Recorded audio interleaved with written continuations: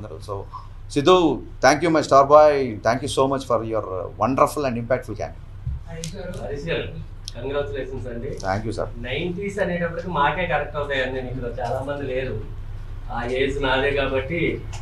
Mahesh Bhatt song వచ్చినప్పుడు తుమ్ high Apna బనానే key Kasam, Saudi అరేబియాలో చూసాను నేను ఆ సినిమా. ఓకే, చాలా కనెక్ట్ అయిపోయాం.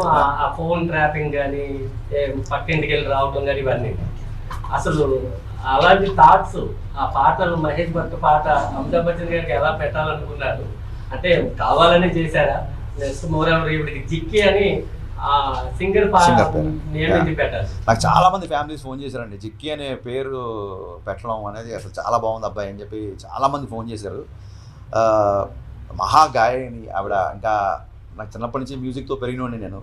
మీరు ఎలా అయితే సడక్ పాటలు, మహేష్ భట్, కుమార్ సాన్ పాటలు విన్నామో, అందులో సినిమాలో రవితేజ్ గారికి ఉన్న సచిన్ కడేకర్ గారికి ఉన్న రిలేషను నాకు మా నాన్నగారికి ఉండేది. అంటే నాన్నగారి వల్లే నాకు కిషోర్ కుమార్ పాటలు బాగా ఇష్టం. బట్ నేను కుమార్ సాన్ పాటలు ఎక్కువ వినేవండి. మా నాన్న ఏమో కిషోర్ కుమార్ ఫ్యాన్. సో మా ఇద్దరికి ఎప్పుడు ఇంట్లో ఒక చిన్న ఆర్గ్యుమెంట్లు, సరదా డిబేట్లు ఉండేవి. సో దాన్నే సినిమాలో పెట్టాను. మీకు నచ్చడం, దాని విపరీతం రెస్పాన్స్ రావడం నాకు చాలా. అంటే మిస్టర్ బచ్చన్ ఇప్పుడు మీరు అన్నట్టు రివ్యూస్ తేడాగా వస్తున్నాయి అంటారు కదా. సినిమాలో చూస్తే చాలా బాగుందండి.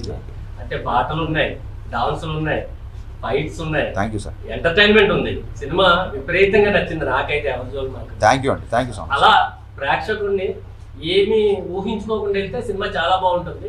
అది మీరు ఏమైనా ఆడియన్స్కి చెప్పగలరా? లేదండి, నేను బిగినింగ్ నుంచి నేను రివ్యూల గురించి నేను ఎప్పుడు రివ్యూల గురించి మీరు ఇవ్వద్దు అన్నమాట. నాకు నచ్చినట్టు నేను సినిమా తీసినప్పుడు మీకు నచ్చినట్టు మీరు రాసే అధికారం మీకు ఉంటుందని 100% ఎప్పటి నుంచే చెప్పాను.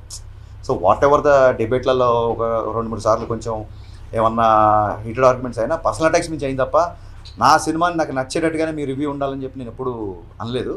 అండ్ రివ్యూస్లలో కూడా నాకు బాగా నచ్చిన మీకు ఇక్కడ వచ్చే ముందే మళ్ళీ ట్వీట్ చేశాను నేను. గ్రేట్ ఆంధ్ర రివ్యూలో వాగ్దానంలోని లిరిక్స్ని కోట్ చేస్తూ, ఆయన పేరు తెలియదు నాకు, ఆయన ఆ రివ్యూలో ఆ లిరిక్స్ రాశాడు. నాకు చాలా ఆనందం వేసింది. సో అదే ట్వీట్ చేశాను. చిన్నప్పుడు మా నాన్నగారు వాగ్దానంలోని సీతా కళ్యాణం నాకు చూపిస్తూ దాని మీనింగ్ అన్ని ఎక్స్ప్లెయిన్ చేసేవాళ్ళు.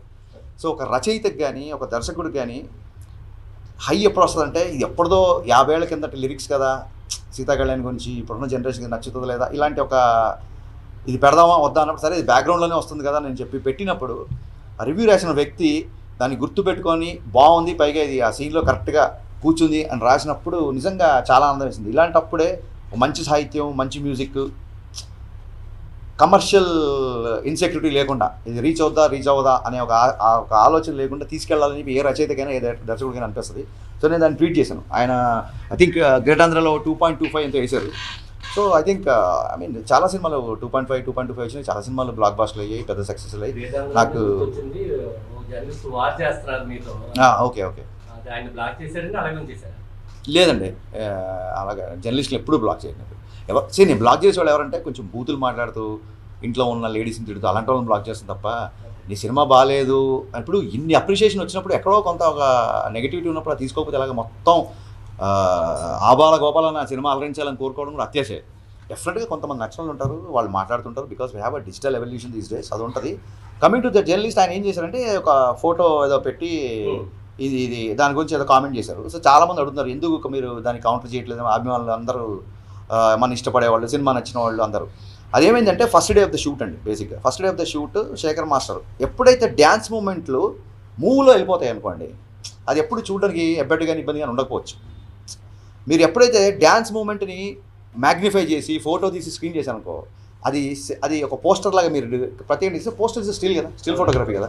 సో స్టిల్ ఫోటోగ్రఫీ చూస్తే మీరు ఏ పాటలో ఏ స్క్రీన్ షాట్ తీసినా మీకు ఇబ్బంది కలిగేలా చేయొచ్చు బేసిక్గా. అయినా సరే నేను దాన్ని ఎందుకు కౌంటర్ చేయాలంటే, శేఖర్ మాస్టర్ చాలా పెద్ద మాస్టర్. ఫస్ట్ డే షూటు ఆ మూమెంట్ అతను కంపోజ్ చేసినప్పుడే ఇది పెద్ద ఎంకరేజింగ్ ఏం లేదు, పెద్దగా అవసరం లేదని నాకు ఒక చిన్న థాట్ వచ్చిందండి బేసిక్గా. But first day shoot master రాగానే ఈ మూమెంట్ వద్దు, ఆ మూమెంట్ వద్దు అంటే డైరెక్టర్ ఆయన ముందు లోలో అయిపోతాడు.